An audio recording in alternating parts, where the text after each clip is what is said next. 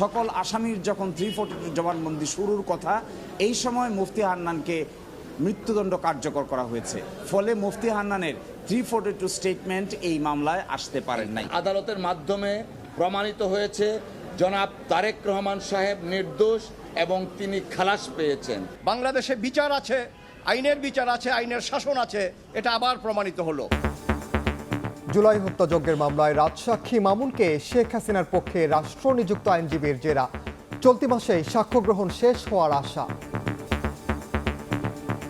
অ্যাপ্রুভারকে শাস্তি দেবেন বা দেবেন না, ট্রাইব্যুনাল এটা ঠিক করবেন। দেখছিলেন প্রধান শিরোনাম। দুপুরের সময় সঙ্গে আছি আমি ওমর ইনাম। এবার অন্যান্য শীর্ষ সংবাদ। তারেক রহমানের দেশ পরিচালনার দায়িত্ব পাওয়া ঠেকাতে গভীর চক্রান্ত দেখছে বিএনপি। ভোট বাধাগ্রস্ত করতে জাপা গণ অধিকার সংঘর্ষ ও নূরের ওপর হামলার অভিযোগ। বদ্ধ ঘরে স্বচ্ছ ভোট সম্ভব নয়, খোলা মাঠে আয়োজনের পরামর্শ ইসি তাহমিদার। কমিশনের আস্থা পুনরুদ্ধারে সংশ্লিষ্টদের সঠিকভাবে দায়িত্ব পালনের তাগিদ। ডাকসু নির্বাচন ঘিরে মব সৃষ্টির শঙ্কা ছাত্র দলের। এই ভোটে ষড়যন্ত্র হলে একই অবস্থা হবে জাতীয় নির্বাচনেও। সাইবার বুলিং ঠেকাতে প্রশাসনের বিরুদ্ধে ব্যর্থতার অভিযোগ। নৌবাতে অনেক লোকই আমাদের এলাকা ছেড়ে চলে গেছে। রান্না খাওয়ার অসুবিধা, কোনো অনুদান পাই না। পানিতে থই থই খুলনার ডুমুরিয়া ফুলতলা। 3 মাস ধরে তলিয়ে আছে অর্ধ শতগ্রাম। বিল ডাকাতিয়ার নিষ্কাশনের পথ বন্ধ হওয়ায় কারণ ব্যবস্থা নেওয়ার আশ্বাস।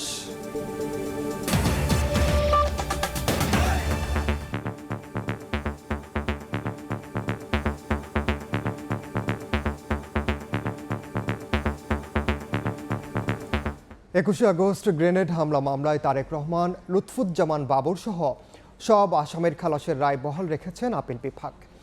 একই সঙ্গে স্বরাষ্ট্র মন্ত্রণালয়কে পুনঃ তদন্তের নির্দেশ দিয়ে হাইকোর্টের দেয়া আদেশ বাতিল করা হয়েছে।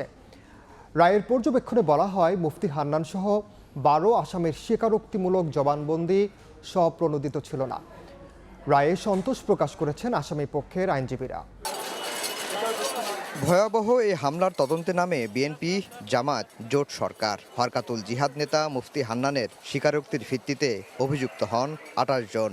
অভিযোগপত্র দেয় সেনা সমর্থিত তত্ত্বাবধায়ক সরকার। শুরু হয় বিচার।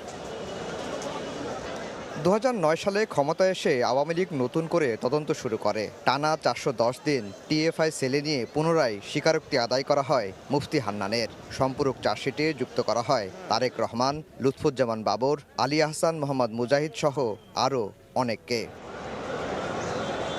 আলোচিত এই মামলায় 2018 সালে বিচারিক আদালত ফাঁসির দণ্ড দেন বাবর সহ 19 জনকে।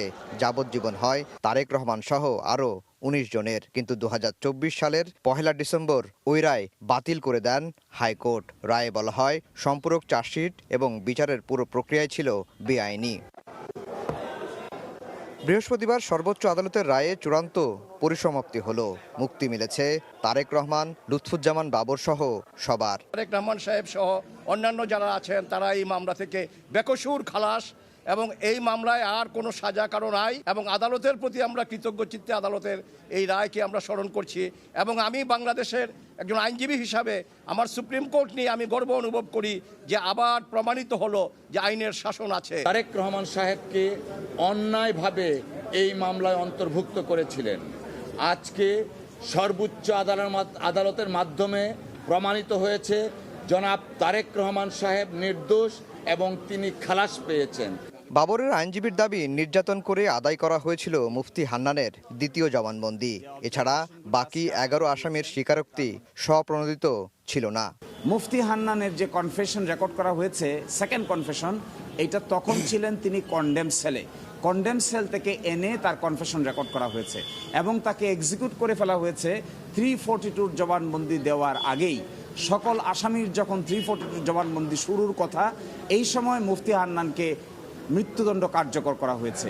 ফলে মুফতি হান্নানের 342 স্টেটমেন্ট এই মামলায় আসতে পারেন নাই। 2 দশক জুড়ে দেশের রাজনৈতিক ইতিহাসে সবচেয়ে আলোচিত এ মামলার বিচারিক যাত্রার অবসান ঘটল। তবে রায়ের ব্যাখ্যা, যুক্তি আর রাজনৈতিক অভিঘাত নিয়ে বিতর্ক চলবে বহুকাল। আফজাল হোসেন, সময় সংবাদ, ঢাকা। জুলাই হত্যাযজ্ঞ মামলায় রাজসাক্ষী সাবেক আইজিপি মামুনকে জেরা করেছেন শেখ হাসিনার পক্ষে রাষ্ট্রনিযুক্ত আইনজীবী।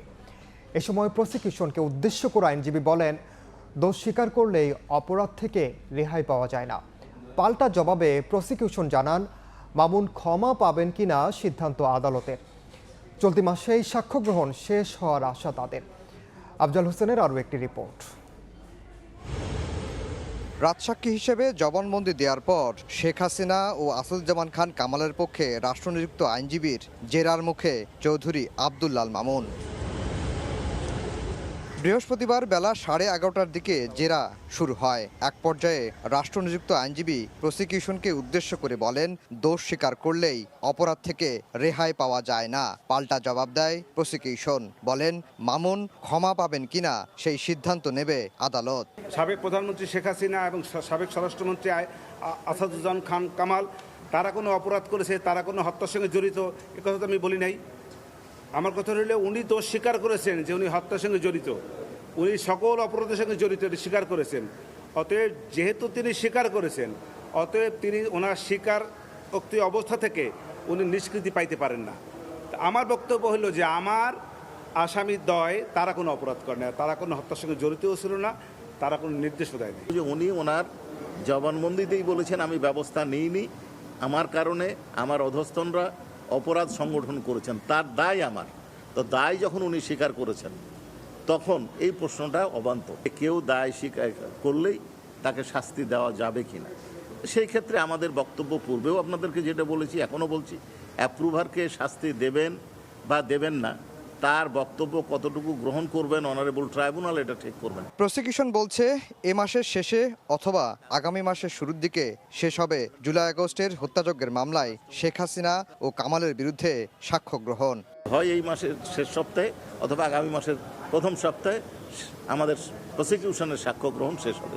এই ক্ষেত্রে ডিফেন্সের যেহেতু আসামি পলাতক, কাজে ডিফেন্সের আর সাক্ষ্য দেওয়ার কোনো সুযোগ নাই। এই মামলায় রাষ্ট্রপক্ষের মোট সাক্ষী 81 জন। সাবেক আইজিপি সহ এখন পর্যন্ত 36 জনের সাক্ষ্য গ্রহণ সম্পন্ন হয়েছে।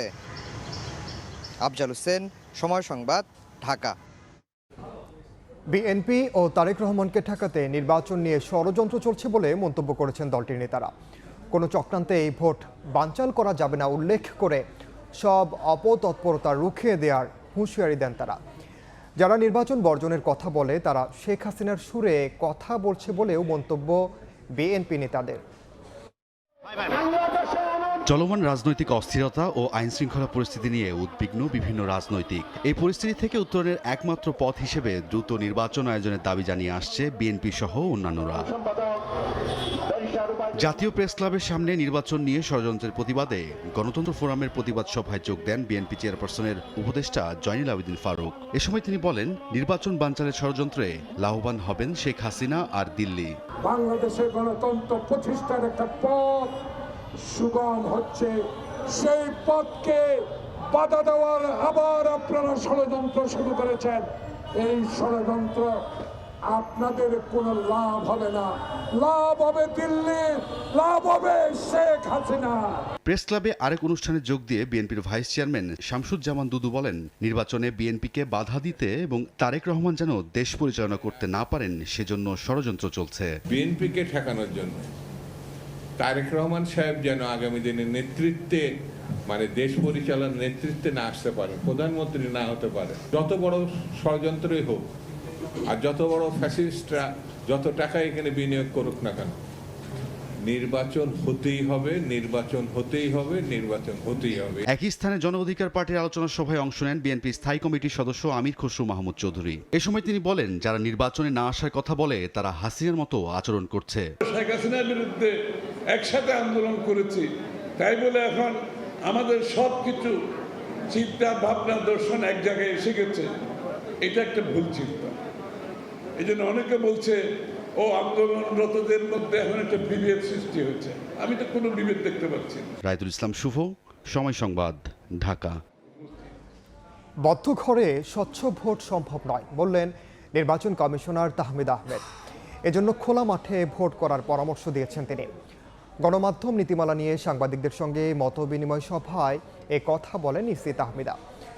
কমিশন সহ সবাই আস্থার সংকটে রয়েছে উল্লেখ করে আস্থা পুনরুদ্ধারে সবাইকে সঠিকভাবে দায়িত্ব পালনের আহ্বান জানান নির্বাচন কমিশনাররা।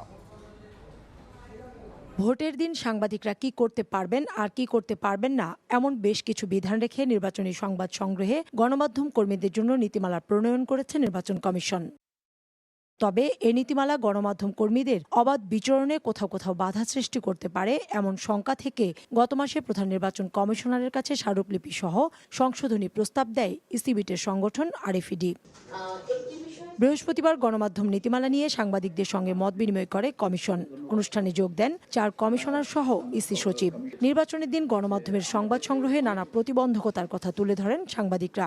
সাংবাদিক যখন কাজ থাকবে প্রিজাইডিং কর্মকর্তাকে অবৈধকরণের এই বাধ্যবাধকতা থাকা উচিত না, কারণ আপনি আমাকে যে নির্বাচনের কার্ড দিচ্ছেন সেই কার্ডের পিছনে লিখে দিচ্ছেন যে এমন কিছু করা যাবে না যেটি ভোট গ্রহণের প্রতিবন্ধকতা তৈরি করে। পরে কমিশনাররা সবাইকে যথাযথ দায়িত্ব পালনের আহ্বান জানিয়ে স্বচ্ছ ভোটের জন্য গণমাধ্যমের ভূমিকা খুবই জরুরি বলে মত দেন। বলেন, ভোটে কোনো অন্যায় প্রশ্রয় দেবে না ইসি। বাস্তবতার নিরিখে যার যার অবস্থান থেকে যাতে আমরা একটা ভালো নির্বাচন করতে পারি সেজন্য পরস্পরকে সহযোগিতা করব। ট্রান্সপারেন্ট ভোটের জন্য আপনাদের সহযোগিতা অত্যন্ত প্রয়োজন। আপনারাই তো জানেন, আপনাদের যাতে সহজ হয়, অবাধ হয়, আমরাও চাচ্ছি কোনো অন্যায় প্রশ্রয় দিব না ইনশাআল্লাহ। ভোট স্বচ্ছ করতে হলে খোলা মাঠে ভোট করতে হবে বলে মনে করেন নির্বাচন কমিশনার তাহমিদা আহমেদ। ওপেন স্পেসে নির্বাচন করার মতো মানসিকতা তৈরি করেন, মতামত তৈরি করেন। ওপেন স্পেসে নির্বাচন সেটাই হবে ট্রান্সপারেন্ট, কিন্তু ওই কি বলে বদ্ধ ঘরে কোনোদিনও ট্রান্সপারেন্ট করতে পারবেন না। সুষ্ঠু ভোট করতে গণমাধ্যম নীতিমালায় সাংবাদিকদের অবাধ বিচরণের জন্য যা যা করা দরকার তাই করা হবে বলেও জানান নাসিরউদ্দিন কমিশন। কাউসারা চৌধুরী কুমু, সময় সংবাদ, ঢাকা।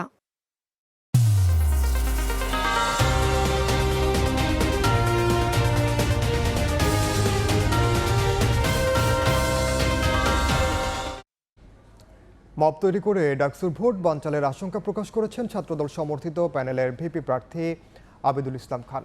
ষড়যন্ত্র বন্ধে নির্বাচন কমিশনের পাশাপাশি সরকারকেও ভূমিকা রাখার আহ্বান জানান তিনি। এদিকে প্রোপাগান্ডার পাল্টা অভিযোগ তুলেছে ছাত্র শিবির ও বৈষম্য বিরোধীরা। আর পরিবেশ নিয়ে প্রার্থীরা নানা শঙ্কার কথা তুলে ধরলেও সুষ্ঠু ভোটের আশা নির্বাচন কমিশনের। ঢাকা বিশ্ববিদ্যালয় কেন্দ্রীয় ছাত্র সংসদ, ডাকসু ও হল সংসদ নির্বাচনের প্রচারণার সময় আর মাত্র 3 দিন বাকি, আর তাই নানা প্রতিশ্রুতি নিয়ে ভোটারদের দ্বারে দ্বারে প্রার্থীরা। বৃহস্পতিবার সকাল থেকেই লিফলেট বিতরণের পাশাপাশি হলের রুমে রুমে গিয়ে শিক্ষার্থীদের কাছে ভোট চাচ্ছেন প্রার্থীরা। আয়োজন করছেন প্রজেকশন মিটিংয়ের। একটা উৎসবের আমেজ আছে, সবাই এই ডাকসু রিলেটেড আলোচনা করছে, সবাই ভোট চাইতে গেলে খুশি হচ্ছে। আমাদের জন্য একটা টাফ ডিসিশন যে কাকে আসলে ভোট দিব কি দেব না। দুপুরে ঢাকা বিশ্ববিদ্যালয়ের মোকাররম ভবনে প্রচারণায় আসেন ছাত্রদল সমর্থিত প্যানেলের ভিপি প্রার্থী আবিদুল ইসলাম খান। এ সময় মাঠের পরিবেশ ঠিক থাকলেও সাইবার জগতে ভোট বানচালের ষড়যন্ত্র হচ্ছে বলে অভিযোগ করেন তিনি। ভোট ঘিরে মব তৈরির শঙ্কাও তার। এই যে অনলাইন প্রপাগান্ডাটা ঠেকানো হচ্ছে, আগে তো দেখতাম আগের ফেসিবাদের আমলে চাইলেই তো কোনো পেজ ব্যান করা যেত, যেগুলো প্রপাগান্ডা ছড়াচ্ছে, এখন কেন তারা সেটা পারছে না। একই জায়গায় প্রচারণায় আসেন বৈষম্য বিরোধী শিক্ষার্থী সংসদ প্যানেলের প্রার্থীরা। ভোট বানচালের আশঙ্কা তাদেরও। অনলাইনে নানা ধরনের প্রপাগান্ডা দেখছি, একজন আরেকজনের গ্রুপ আরেক গ্রুপের বিরুদ্ধে প্রপাগান্ডা ছড়াচ্ছে। শেষ মুহূর্তের প্রচারণায় এসে গণমাধ্যমে কথা বলেন ছাত্র শিবির সমর্থিত প্যানেলের ভিপি প্রার্থী সাদিক কায়েম। সাইবার বুলিংয়ের সাথে যারা জড়িত আছে আমরা তাদের বিরুদ্ধে দৃষ্টান্তমূলক বিচারের আওতায় নিয়ে আসবো। প্রার্থীরা নানা শঙ্কার কথা তুলে ধরলেও সুষ্ঠু ভোটের আশা নির্বাচন কমিশনের। শাহরিয়ার শমিক, সময় সংবাদ, ঢাকা। আরও খবর জানাতে এই মুহূর্তে ঢাকা বিশ্ববিদ্যালয়ে আছেন সহকর্মী মাসুদুর রহমান। সরাসরি যাচ্ছি তার কাছে। ঢাকা বিশ্ববিদ্যালয়ের কেন্দ্রীয় ছাত্র সংসদ ও হল সংসদ নির্বাচনের যে শেষ মুহূর্তের প্রচারণা, একেবারেই ব্যস্ত সময় পার করছেন প্রার্থীরা। আমি যে জায়গাটিতে আছি এটা হচ্ছে মীর মোকাররম ভবন। এই মোকাররম ভবনে বিশেষ করে বিজ্ঞান অনুষদের যেই বিভাগগুলো, সেই বিভাগগুলোর ক্লাস এখানে হয় এবং সকাল থেকে এখানে ছাত্র দলের প্রথমে, এরপর ছাত্র শিবির, এরপর বৈষম্য বিরোধী শিক্ষার্থী সংসদ, অপরাজয় 71 সহ বেশিরভাগ প্যানেলের প্রার্থীদের আমরা দেখেছি এই ভবনে এসে তাদের যে প্রচারণা সেটি তারা চালিয়েছে এবং সবাই আসলে আজকে যে বিষয়টি সামনে আনার চেষ্টা করছে, তাদের যে নির্বাচনী ইশতেহার সেটি বিভিন্ন প্যানেল বিভিন্ন সময় দিয়েছে, কিন্তু আজকে আবারও তারা সেই যে বিষয়গুলোতে তারা বেশি গুরুত্ব দিবে, সেই কোন সমস্যা কত দিনের মধ্যে সমাধান করবে, কোনটাকে আগে রাখবে কোনটাকে পরে রাখবে, শিক্ষার্থীদের জন্য কোনটা আগে হবে, শিক্ষার্থীদের কাছে সেই বিষয়গুলো জানার চেষ্টা করছে। যে ইশতেহারে যে সমস্যাগুলোর কথা বলা হয়েছে, শিক্ষার্থীরা কোনটা চায়, যে কোনটা আসলে আগে আনলে তাদের জন্য আসলে ভালো হবে, এবং সেই বিষয়গুলোই আসলে শিক্ষার্থীদের কাছে তারা জানতে চায়। পাশাপাশি আমরা আরেকটি বিষয় যেটি 3টি প্যানেলের কাছ থেকে আমরা জানতে পেরেছি, 3টি প্যানেলে এখন পর্যন্ত ভোট নিয়ে যে শঙ্কা সেটি কিন্তু 3টি প্যানেলে জানিয়েছে, এবং তাদের মধ্যে একটি বিষয় বারবার সামনে এসেছে যে সাইবার বুলিং এবং সাইবার স্পেসে যে প্রোপাগান্ডা সেটি কিন্তু প্রত্যেকটি প্রার্থীর বিরুদ্ধে করা হচ্ছে বলে এমন অভিযোগ তারা করেছে। এবং তারা বারবার একটি বিষয় বলেছে, ঢাকা বিশ্ববিদ্যালয় কেন্দ্রিক বেশ কিছু গ্রুপ রয়েছে, মেসেঞ্জার হোয়াটসঅ্যাপ গ্রুপ রয়েছে, যে গ্রুপগুলো বিভিন্ন প্রার্থী নির্বাচনে দাঁড়িয়েছে তারাই আবার আসলে সেগুলো পরিচালনা করে। তাদের অভিযোগ যে যেহেতু প্রার্থীরা নিজেরাই এই গ্রুপগুলো পরিচালনা করে, সে কারণে বিভিন্ন প্রার্থী যার তার জন্য বেশি প্রতিদ্বন্দ্বীপূর্ণ মনে হয় তার বিরুদ্ধে প্রোপাগান্ডাগুলো চালাচ্ছে। এই বিষয়ে প্রক্টর অফিস এবং বিশেষ করে নির্বাচন কমিশনে বারবার অভিযোগ দেওয়ার পরেও তারা ব্যবস্থা নেয়নি, এরকম অভিযোগ করেছে। তারা কমিশনকে বলেছে নিরপেক্ষ ভূমিকা পালনের জন্য। তবে এই যে ডাকসু নির্বাচন, এটি বানচালের নানা ধর্মী ষড়যন্ত্র হচ্ছে, এবং সেই ষড়যন্ত্রের জন্য সকল প্রার্থীকে ঐক্যবদ্ধ থেকে সকল বাধা মোকাবেলা করে 9 সেপ্টেম্বরে ভোট অনুষ্ঠানের জন্য সবাই আসলে একমত। এই ছিল আসলে আমার কাছে ডাকসু নির্বাচনের সর্বশেষ তথ্য। সরাসরি যুক্ত ছিলাম ঢাকা বিশ্ববিদ্যালয় ক্যাম্পাসে। এদিকে জাহাঙ্গীরনগর বিশ্ববিদ্যালয়ে প্রচারণায় ব্যস্ত প্রার্থীরা। ডাকসু নির্বাচনের আনুষ্ঠানিক প্রচারণা শেষ হবে 9 সেপ্টেম্বর। সাইবার বুলিংয়ের শঙ্কা জানিয়ে প্রশাসনের হস্তক্ষেপ চেয়েছেন নারী প্রার্থীরা। ডাকসু নির্বাচনের মনোনয়নপত্র দাখিলের কার্যক্রমও শুরু হয়েছে। জাহাঙ্গীরনগর বিশ্ববিদ্যালয়ে কেন্দ্রীয় ছাত্র সংসদ ও হল সংসদ নির্বাচনের আমেজ, প্রচারণায় ব্যস্ত প্রার্থীরা।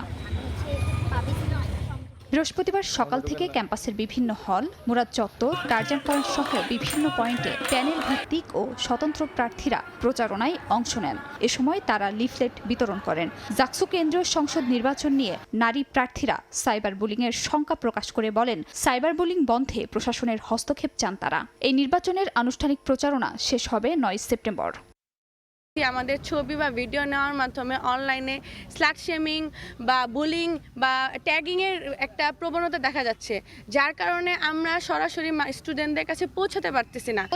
নারী শিক্ষার্থীরা আসলে সচেতনভাবে রাজনৈতিক প্রাঙ্গণে আসছেন, তাদেরকে কিন্তু ফেসবুক মিডিয়াগুলোতে কিংবা অন্যান্য সোশ্যাল মিডিয়াতে খুবই বাজেভাবে হ্যারাসমেন্টের শিকার করা হচ্ছে। প্রতিশ্রুতি শুধু নয়, আমরা পরিবর্তনের অঙ্গীকার নিয়ে এসেছি, আমরা পরিবর্তন করবই। এদিকে সকাল থেকে শুরু হয় ডাকসু হল সংসদ ও সিনেট ছাত্র প্রতিনিধি নির্বাচনের মনোনয়নপত্র দাখিলের কার্যক্রম। জমা দেওয়ার কার্যক্রম চলবে 7 সেপ্টেম্বর পর্যন্ত। নির্বাচনে জয় নিয়ে আশাবাদী হলেও সুষ্ঠু ভোট নিয়ে শঙ্কা প্রকাশ করেছেন প্রার্থীদের কেউ। ডাকসু নির্বাচনের মধ্য দিয়ে সুষ্ঠু ভোটের নজির স্থাপন করতে চান বলে জানান প্রধান নির্বাচন কমিশনার। শিক্ষার্থীদের আশ্বস্ত করতে চাই যে শঙ্কার কোনো কারণ নেই, আর নির্বাচন স্পষ্টত একদম ফ্রি, ফেয়ার এবং ক্রেডিবল হবে। মনোনয়নপত্র দাখিল শেষে 8 সেপ্টেম্বর যাচাই বাছাই ও 10 সেপ্টেম্বর প্রার্থীদের প্রাথমিক তালিকা প্রকাশ করবে নির্বাচন কমিশন। খাদিজা স্বপ্না, সময় সংবাদ। ছাত্র সংসদ নির্বাচনের আরো খবর জানাতে এই মুহূর্তে জাহাঙ্গীরনগর বিশ্ববিদ্যালয়ে আছেন সহকর্মী মোজাফফর হোসেন জয় এবং রাজশাহী বিশ্ববিদ্যালয়ে আছেন আলতাফ হোসেন। সরাসরি প্রথমে যাচ্ছি জয়ের কাছে। জাহাঙ্গীরনগর বিশ্ববিদ্যালয় কিন্তু আজকে 7ম দিনের মতো নির্বাচনী প্রচারণায় অংশ নিয়েছে বিভিন্ন প্রার্থীরা। বিভিন্ন প্যানেল অভুক্ত যে প্রার্থী রয়েছে তারা আলাদা আলাদাভাবে নির্বাচনী প্রচারণায় অংশগ্রহণ করছেন, এবং আমরা সকাল থেকেই দেখেছি জাহাঙ্গীরনগর বিশ্ববিদ্যালয়ে ছাত্রদল, ছাত্র শিবির, বাংলাদেশ ছাত্র সংসদ সহ স্বতন্ত্র প্রার্থী মোট 60টি প্যানেলের শিক্ষার্থীরা কিন্তু যারা প্রার্থী রয়েছেন তারা নির্বাচনে অংশ নিচ্ছেন। সমস্যা হচ্ছে যে বিগত দিন নির্বাচনী প্রচারণায় তারা সুন্দরভাবেই সময় অতিবাহিত করেছেন। আজকে যে বিষয়টি উঠে এসেছে সেটি হচ্ছে যে সাইবার বুলিং এর বিষয়টি নিয়ে নারী প্রার্থীরা বলছেন যে মূলত জাহাঙ্গীরনগর বিশ্ববিদ্যালয়ের যে পেজ রয়েছে, অর্থাৎ কিছু ফেক পেজ দিয়ে তারা তাদের বিরুদ্ধেই বিভিন্ন সাইবার বুলিং অ্যাটাক করছেন এবং নানা ধরনের কুৎসি মন্তব্য করছেন, যাতে কিনা নারী প্রার্থীরা অনেকটাই শঙ্কিত। এই বিষয়গুলো নিয়ে নারী প্রার্থীরা বলছেন যে তারা বারবার প্রশাসনকে এই বিষয়ে অবগত করেছেন, তারপরেও কোনো ব্যবস্থা গ্রহণ করা হচ্ছে না। এই বিষয়টি নিয়ে আতঙ্কিত তারা, তাই তাদের প্রশাসনের কাছে জোর দাবি জানিয়েছে যে এই সাইবার বুলিং নিয়ে জাহাঙ্গীরনগর বিশ্ববিদ্যালয়ের প্রশাসনের পক্ষ থেকে ব্যবস্থা গ্রহণ করা হয়। আর নির্বাচনের প্রচারণায় যারা অংশ নিচ্ছেন তারা মূলত বিভিন্ন পয়েন্টে নির্বাচনে অংশ নিচ্ছেন। কেউ ক্লাস কক্ষে যেও ভোট প্রার্থনা করছেন, আবার কেউ বিভিন্ন হলে গিয়ে তাদের শিক্ষার্থীর সাথে যোগাযোগ করছেন এবং নিজেদেরকে প্রার্থী হিসেবে ঘোষণা দিচ্ছেন এবং বলছেন যে তারা নির্বাচিত হতে পারলে প্রতিশ্রুতি দিচ্ছেন বিশ্ববিদ্যালয়ে কি পরিবর্তন আনবেন এবং কোন বিষয়ের উপরে কাজ করবেন। একই সাথে কিন্তু তারা বিশেষ করে ভোটারদের কাছ থেকেও পরামর্শ চাইছেন বিশ্ববিদ্যালয়কে কিভাবে এগিয়ে নেওয়া যায় এবং বিশ্ববিদ্যালয়ে কোন কাজগুলো করলে নির্বাচিত হওয়ার পর বিশ্ববিদ্যালয় সত্যিকার অর্থে পুনর্নির্মাণে সহযোগিতা হবে। এবং একই সাথে তারা বলছেন যে বিশ্ববিদ্যালয়ে যে নির্বাচনী প্রচারণা, সেই প্রচারণায় তারা সন্তুষ্ট প্রকাশ করেছেন এবং প্রত্যেকটি প্রার্থী তাদের প্রচারণা নিয়ে সন্তুষ্টি প্রকাশ করেছে এবং জয়ের ব্যাপারে আশাবাদ ব্যক্ত করেছেন। তো জাহাঙ্গীরনগর বিশ্ববিদ্যালয়ের জাকসু নির্বাচন নিয়ে আমার কাছে এই ছিল সর্বশেষ তথ্য। এখন আমরা চলে যাব রাজশাহী বিশ্ববিদ্যালয়ে, সেখানে রয়েছে আমাদের সহকর্মী আলতাফ হোসেন। রাজশাহী বিশ্ববিদ্যালয়েও রাকসু হল সংসদ, সিনেট, ছাত্র প্রতিনিধির যে নির্বাচন, সেই নির্বাচনের মনোনয়ন ফর্ম বিতরণ তো গতকাল শেষ হয়েছে এবং আজ থেকে শুরু হয়েছে মনোনয়নপত্র দাখিল কার্যক্রম এবং সেটি আসলে আজ সকাল 9টা থেকে শুরু হয়েছে। 9টা থেকে বিকেল 5টা পর্যন্ত চলবে এবং এটি আগামী 7 সেপ্টেম্বরে চলবে দাখিল কার্যক্রম। তবে আজ আমরা যেটি দেখছি সকাল থেকে নিয়ে এখন পর্যন্ত মাত্র 10 জন স্বতন্ত্র প্রার্থী, এর মধ্যে একজন ভিপি প্রার্থী, একজন সিনেট প্রতিনিধি হিসেবে তাদের মনোনয়নপত্র জমা দিয়েছেন।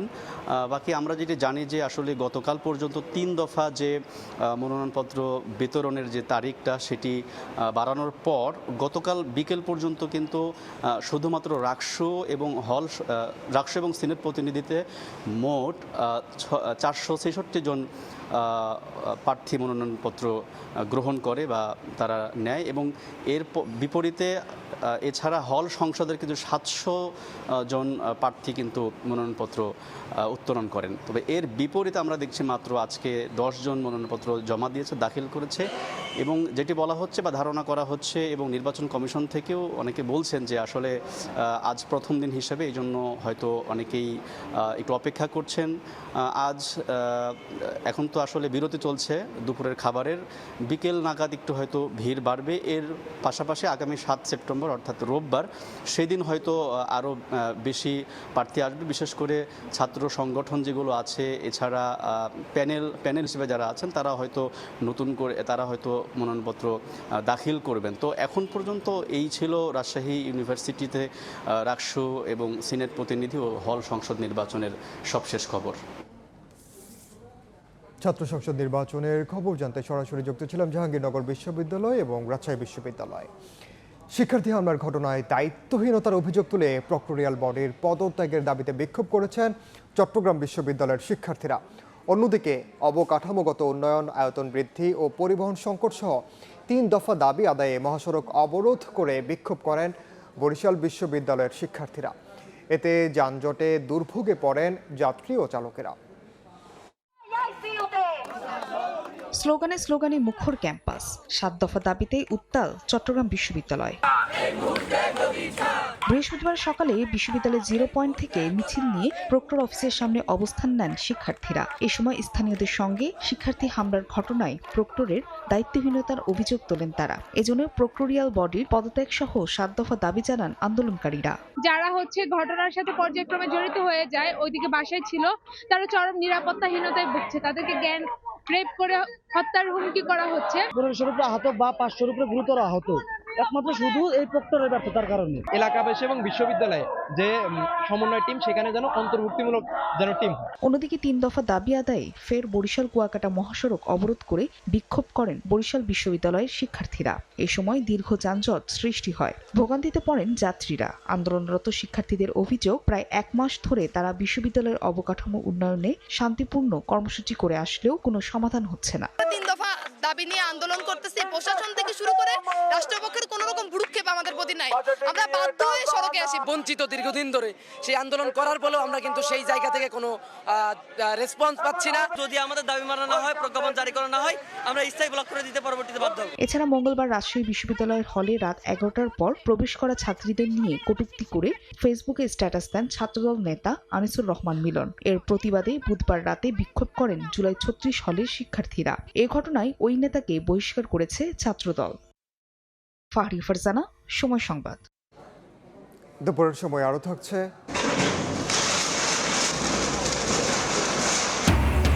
বাঁকখালী নদীতে দখলমুক্ত করতে কক্সবাজারে গড়িয়ে দেওয়া হচ্ছে অবৈধ স্থাপনা।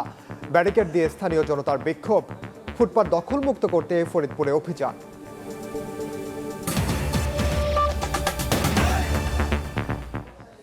জুলাই সনদকে সংবিধানের উপর প্রাধান্য দেয়া নিয়ে ভিন্ন মত দিয়েছেন সিনিয়র আইনজীবীরা। কেউ কেউ বলছেন সংবিধানের উপর কোনো সনদ প্রাধান্য পেতে পারে না, আবার কেউ বলছেন ঐকমত্য হওয়া বিষয়গুলো প্রাধান্য পেতে কোনো বাধা নেই।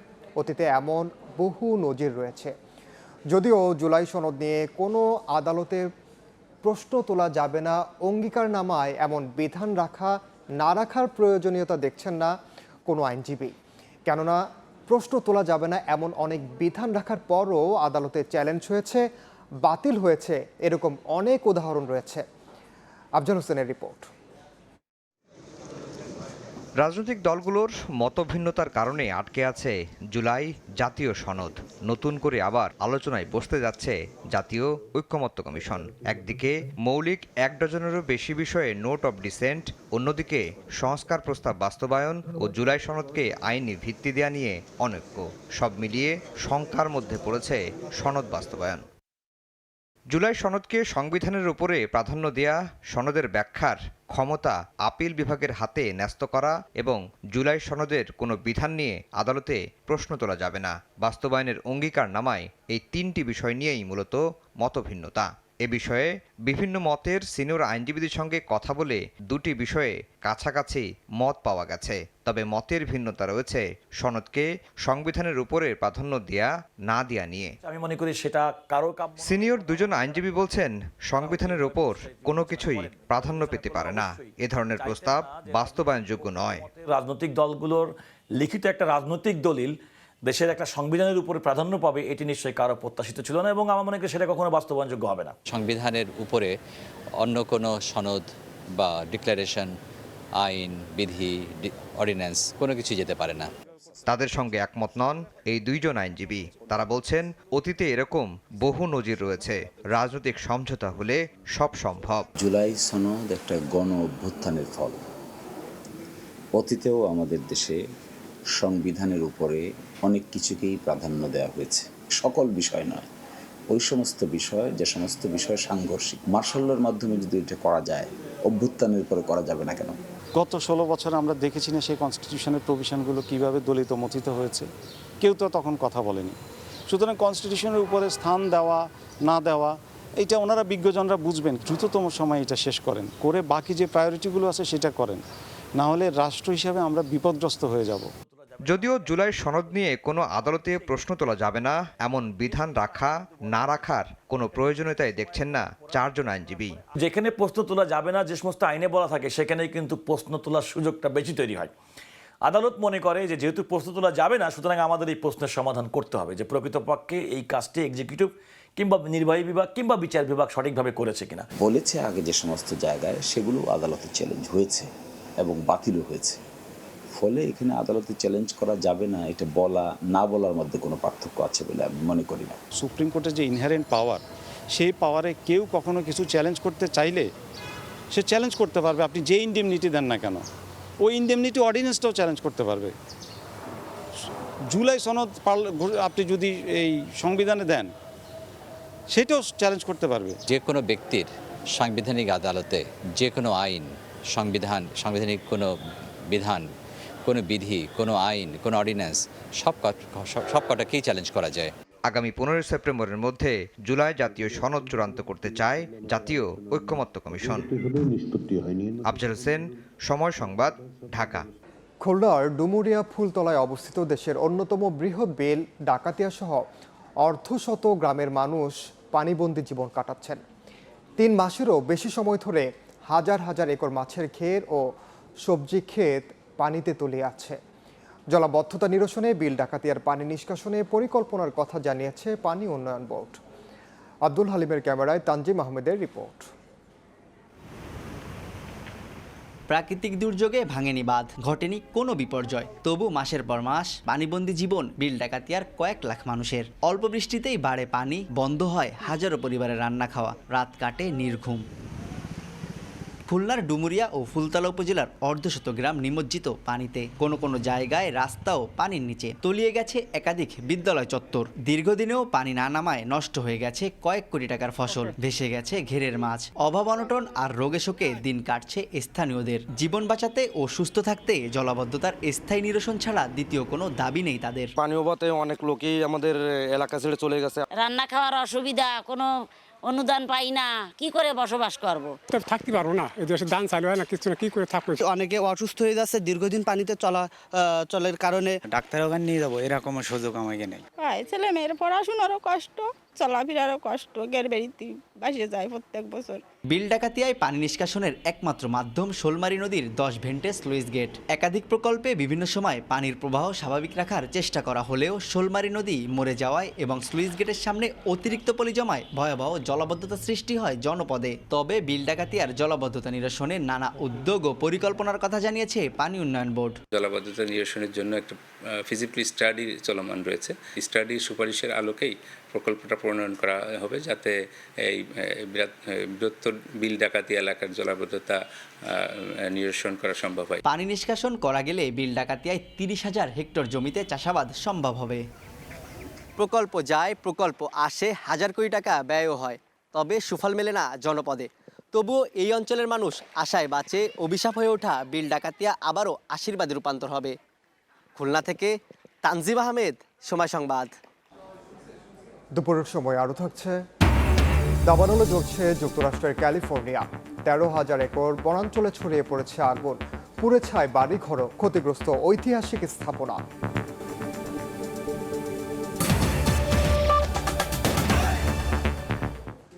পাচার হওয়া অর্থ ফেরত আনতে গন্তব্য দেশের সঙ্গে সমন্বয় করার পরামর্শ দিয়েছে ট্রান্সপারেন্সি ইন্টারন্যাশনালের চেয়ারম্যান ফ্রাসোয়া ভ্যালেরিয়া। সকালে টিআইবি আয়োজিত প্রেস ব্রিফিংয়ে এই পরামর্শ দেন তিনি।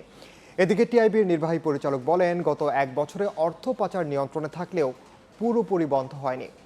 অর্থ ফেরত আনার চেয়ে প্রতিরোধে গুরুত্ব দেওয়ার পরামর্শ দেন তিনি। গণ অভ্যুত্থানে আওয়ামী সরকার পতনের পর একে একে বেরিয়ে আসে শেখ হাসিনা, তার পরিবার ও দলীয় মন্ত্রী এমপিদের অর্থ পাচারের তথ্য। দুর্নীতি দমন কমিশন বলছে, শুধু সাবেক ভূমিমন্ত্রী সাইফুজ্জামান একারই বিশ্বের 17টি দেশে 581টি ফ্ল্যাট বা বাড়ি রয়েছে। আমার 60 বিঘা আছে। দায়িত্ব নেয়ার পর পাচার হওয়া অর্থ ফিরিয়ে আনতে কাজ করছে অন্তর্বর্তী সরকার। তবে অর্থ পাচার পুরোপুরি বন্ধ হয়নি বলে দাবি করছে টিআইবি। সকালে রাজধানীর ধানমন্ডিতে ট্রান্সপারেন্সি ইন্টারন্যাশনালের চেয়ারপারসনের বাংলাদেশ সফর উপলক্ষে সংবাদ সম্মেলনে সংস্থাটির প্রধান বলেন, পাচার হওয়া অর্থ ফিরিয়ে আনা জটিল প্রক্রিয়া, এখন উচিত পাচার প্রতিরোধে বেশি গুরুত্ব দেয়া। মোটামুটিভাবে নিয়ন্ত্রিত হয়েছে, ধরে যা বন্ধ হয়েছে সেটা বলতে পারবো না। বাংলাদেশ থেকে অর্থ পাচার প্রতিরোধ করা, যেন অর্থ পাচার না হয়, সেটা হচ্ছে আমাদের প্রায়োরিটি হওয়া উচিত। যেটা একবার পাচার হয়ে যায় সেই টাকাটা ফেরত আনাটা খুবই কঠিন। অর্থ ফিরিয়ে আনতে দেশগুলোর সরকারের সঙ্গে সমন্বয় করে কাজ করার পরামর্শ দেন টিআই এর আন্তর্জাতিক পরিচালনা পর্ষদের chairperson François Valyria. We need to know where the money is, where the assets are. We can have cooperation, international cooperation. International cooperation is of the utmost important. July অভ্যুত্থানের পর দেশে দুর্নীতি একেবারে বন্ধ না হলেও পরিমাণ কমেছে বলেও মনে করেন TI chairperson. Even better than confrontational. Farhadur Rahman, Somoy Sangbad, Dhaka. Global ইসলামী ব্যাংকের 14,000 কোটি টাকা থেকে 12,000 কোটি টাকা নিয়েছে এস আলম গ্রুপ, যা ব্যাংকটির মোট ঋণের 85% বেশি। দুপুরে একীভূতকরণ প্রক্রিয়ার শুনানিতে অংশ নিয়ে তথ্য জানান ব্যাংকটির চেয়ারম্যান। এস আলমের নেয়া ঋণের বিপরীতে জামানত 25% কম উল্লেখ করে তিনি জানান, বর্তমানে অনেক প্রতিষ্ঠানের অস্তিত্বই খুঁজে পাওয়া যাচ্ছে না। আমানতকারী ও কর্মীদের স্বার্থে বাংলাদেশ ব্যাংক ও সরকার যে সিদ্ধান্ত নেবে ব্যাংকটি তা মেনে নেবে বলেও জানান চেয়ারম্যান। শেষ দিনের শুনানিতে নিজেদের অবস্থান তুলে ধরতে কেন্দ্রীয় ব্যাংকে উপস্থিত হবে সোশ্যাল ইসলামী ব্যাংক। 12,000 কোটি টাকার বেশি এখান থেকে ওই গ্রুপের হাতে চলে গেছে। তো ফলে সেগুলো এখন ক্লাসিফাইড, সেগুলো আদায়ের জন্য আমাদের যা কার্যক্রম আমরা ওটারও একটা ব্যাখ্যা দিয়েছি, সেটা বিস্তারিত এখন বলছি না। গ্রুপের লোন প্রায় 85%, এর বেশিও হবে। সরকারের সঙ্গে এখন বাংলাদেশ ব্যাংকের সমঝোতাটা হবে। আজকে মিটিংয়ের পরে এটা সামারি করে ওনারা নিশ্চয়ই ওখানে যাবেন, তখন গভর্নমেন্ট থেকে, মিনিস্টার অফ ফাইন্যান্স থেকে যেটা আছে ওটা অ্যাওয়েটিং, কোনো টাইম ফ্রেম দেওয়া হয়নি। কক্সবাজারের বাঁকখালী নদী তীরের অবৈধ দখল উচ্ছেদে ৪র্থ দিনের কার্যক্রম শুরু করেছে প্রশাসন। প্রতিবাদে ব্যারিকেড দিয়ে চলছে স্থানীয় জনতার বিক্ষোভ। বিস্তারিত জানাতে এই মুহূর্তে কস্তুরাঘাট এলাকায় আছেন সহকর্মী সুজাউদ্দিন রুবেল, সরাসরি যাচ্ছে তার কাছে। কক্সবাজারের বাঁকখালী নদীর যে অবৈধ দখল, সেই অবৈধ দখল উচ্ছেদ কার্যক্রম তৃতীয় দিনে কিছুটা বাধাগ্রস্ত হলেও আজকে সেটি আবার বাধাগ্রস্ত করতে পারেনি। আজকে পুরোদমে আমরা লক্ষ্য করছি বাঁকখালী নদীর যে বদরমকাম অংশ রয়েছে, সেই অংশে কিন্তু এর মধ্যে সকাল থেকে 10:20 থেকে শুরু হয়ে যে উচ্ছেদ কার্যক্রম, সেটির প্রায় শতাধিক স্থাপনা উচ্ছেদ করা হয়েছে। এখনও পর্যন্ত উচ্ছেদ কার্যক্রম চলছে। এখানে বেশ কয়েকটি সরকারি স্থাপনা রয়েছে, সেই স্থাপনাও যেহেতু নদীর মধ্যে হয়েছে, গড়ে উঠেছে, সেগুলো এখন পর্যন্ত আসলে উচ্ছেদ চালানো হবে বলে আমরা যতটুকু জানতে পেরেছি। এরই মধ্যে আমরা যে জায়গায় আসলে অবস্থান করছি সেটি সরকারি খাদ্য গুদাম, সেই অংশে কিন্তু কয়েকটি স্থাপনা রয়েছে। সেখান থেকে লোকজন তাদের যে আসবাবপত্র ছিল সেগুলো নিয়ে তারা সরে যাচ্ছেন এবং কিছুক্ষণের মধ্যে হয়তো এই যে কার্যক্রম, উচ্ছেদ কার্যক্রম, সেটি আবার পুনরায় যে পুরোদমে চলার সেটি চলবে। আমরা লক্ষ্য করছি যেহেতু দুপুরের সময় এখন কিছুটা বিরতি দেওয়া হয়েছে এবং বিরতির পরপরে আবার বিকেল 5টা পর্যন্ত এই উচ্ছেদ কার্যক্রম চলবে। বিআইডব্লিউটিএ যেটি বলছে, আমরা আসলে সকাল থেকে লক্ষ্য করেছি যেহেতু বাঁকখালী নদীর যে উচ্ছেদ কার্যক্রম পেশকারপাড়া তৃতীয় দিন যেখানে বাধাগ্রস্ত করা হয়েছিল, সেখানে এই ঘটনায় একটি মামলা দায়ের করা হয়েছে, যেখানে 400 জনকে আসামি করা হয়েছে।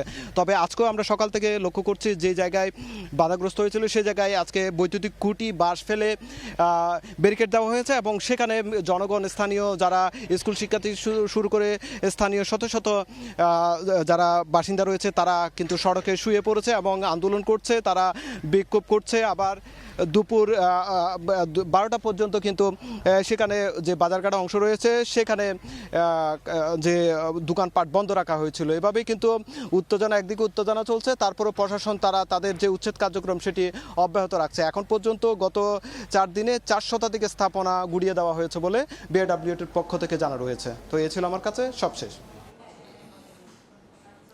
সরাসরি যুক্ত ছিলাম কক্সবাজারে। এদিকে ফরিদপুর শহরের ফুটপাত দখলমুক্ত করতে অভিযান চালিয়েছে স্থানীয় প্রশাসন।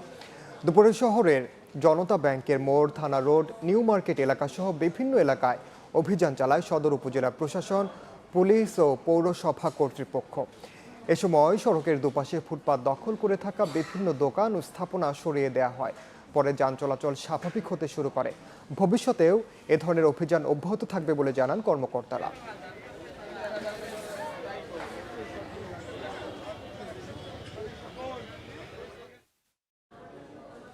দেশের বাইরের খবর, আবারও ভয়াবহ দাবানলের কবলে যুক্তরাষ্ট্রের ক্যালিফোর্নিয়া অঙ্গরাজ্য। বজ্রপাত থেকে সৃষ্ট আগুনে পুড়ে ছাই বেশ কয়েকটি শহর। মঙ্গলবার অঙ্গরাজ্যটির হাইওয়ে সংলগ্ন চাইনিজ ক্যাম্প টাউনে প্রথম আগুন ছড়িয়ে পড়ে। এরই মধ্যে পুড়ে গেছে প্রায় 13,000 একর বনাঞ্চল। প্রাণহানি এড়াতে বাসিন্দাদের নিরাপদ স্থানে সরে যাওয়ার নির্দেশ দিয়েছে স্থানীয় প্রশাসন।